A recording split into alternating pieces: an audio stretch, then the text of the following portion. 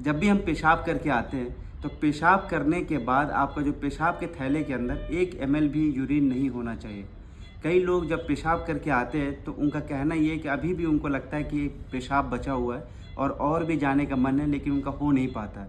तो ये चीज़ जो पेशाब करने के बाद भी अगर आपको पेशाब बचा हुआ है पेशाब के थैले में, इसको हम एक अलग टर्म्स बोलते हैं जिसको बोलते हैं PVR, मतलब पोस्ट वाइडेड रेजिडुअल वॉल्यूम।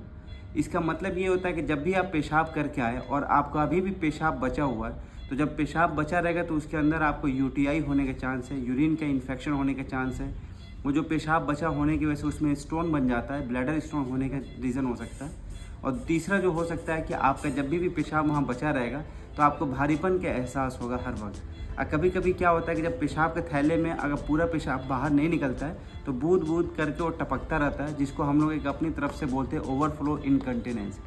तो ये सारी चीज़ें होते हैं जब आपको पेशाब पूरी तरीके से बाहर नहीं निकल पाता है। तो ऐसा क्या रीज़न होता है कि आपका पेशाब पूरा बाहर नहीं निकल सकता है?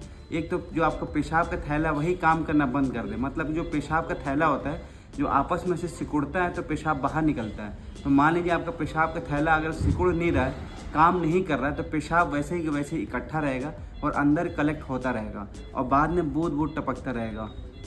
और क्या हो सकता है कि पेशाब पूरा बाहर नहीं निकल रहा है, माने जो आपको जो रास्ता है जिससे बाहर निकलता है पेशाब, उसी रास्ते में रुकावट आ जाए, जैसे कि आपका प्रोस्टेट की ग्रंथि बढ़ जाए जो पेशाब के थैले के चारों तरफ होता है, उसकी वजह से भी आपको PVR मतलब पोस्ट वाइडेड रेजिडुअल वॉल्यूम बढ़ा हुआ हो सकता है, या आपको पेशाब के जो रास्ते में कहीं ना कहीं रुकावट आए जिसको हम यूरेथ्रल स्ट्रक्चर कहते हैं।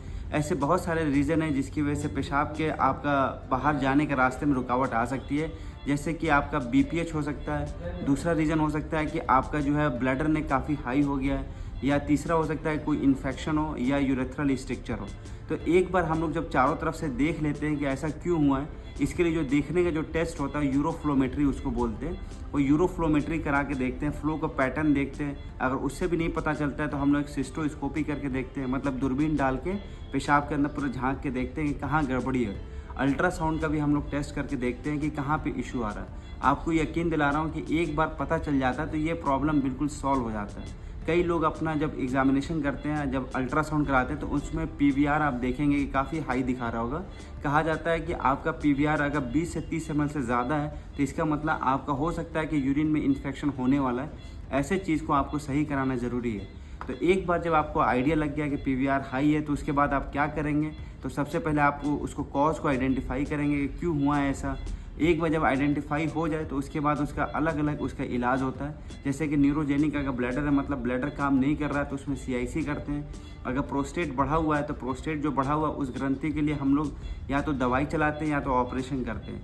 या आपका ब्लैडर करने काफ़ी हाई हो, इतना ऊपर हो कि पेशाब ऊपर से नीचे नहीं गिर पा रहा है, तो उसके लिए भी दवाइयाँ होती हैं, ऑपरेशन होता है। तो ये सारी चीज़ें हैं जो PVR के लिए बहुत इंपॉर्टेंट है।